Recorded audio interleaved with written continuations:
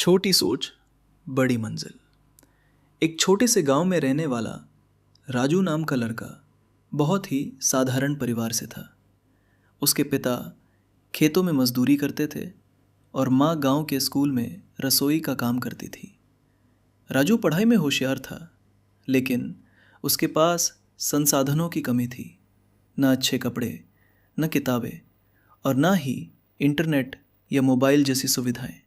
राजू का सपना था एक बड़ा इंजीनियर बनने का, पर जब वो अपने इस सपने के बारे में गांव के लोगों को बताता तो वे हंस पड़ते। अरे बेटा, छोटी सोचो, इतनी ऊंची उड़ान मत भरो, गांव के स्कूल से कोई इंजीनियर नहीं बनता। ये सुनकर कई बार उसका मन टूट जाता, लेकिन राजू की माँ उसे हमेशा समझाती, बेटा सोच चाहे छोटी हो, लेकिन अगर इरादा बड़ा हो तो मंजिल ज़रूर मिलती है। मेहनत कर, भगवान तुझे तेरा हक ज़रूर देगा। राजू ने माँ की बातों को गांठ बांध लिया। उसने दिन रात पढ़ाई करनी शुरू कर दी। गांव में बिजली अक्सर जाती रहती थी, तो वो मिट्टी के दिए की रोशनी में किताबें पढ़ता। दोस्तों के पुराने नोट्स और लाइब्रेरी से मिली किताबों के सहारे उसने 10वीं की परीक्षा टॉप कर ली। अब उसकी अगली मंजिल थी आईआईटी में दाखिला। मगर यहाँ मुश्किल और बड़ी थी।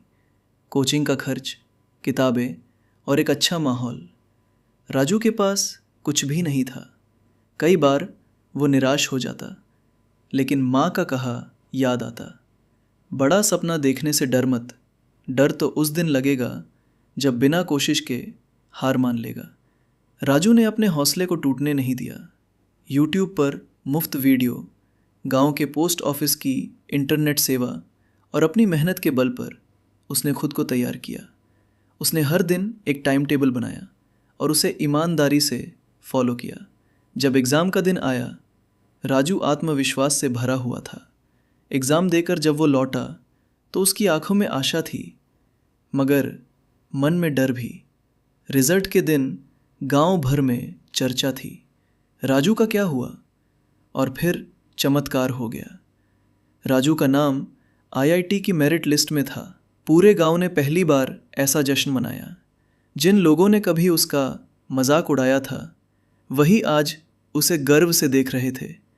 राजू ने जब गांव के बच्चों को अपने सफलता की कहानी सुनाई तो उसने कहा, छोटी सोच कोई बुराई नहीं है।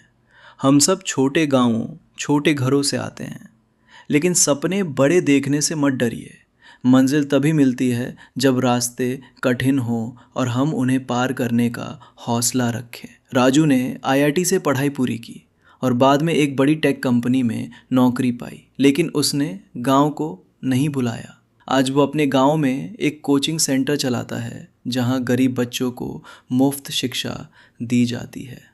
प्रेरणा, छोटी सोच रखना गलत नहीं, लेकिन यदि आपके सपनों में ईमानदारी, मेहनत और लगन हो तो मंजिल